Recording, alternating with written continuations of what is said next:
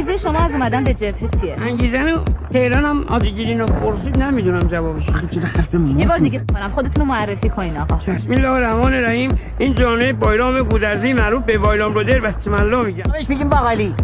خب برای سلامتی خود رو به خانواده من و مادرم، پدرم، برادرم و همسر آینده‌ام که قراری بشه همون خواهر مجید با مادر زنم که میشه مادر مجید میرسونم. برای چی جبهه اومدین؟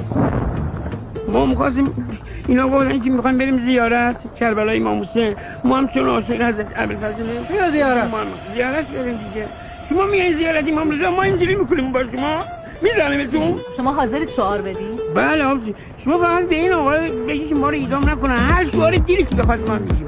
ما اصلا تو اینا نیستیم که. اینا میگن مرگ همینا ما رو میخوام بکشتن بزنن.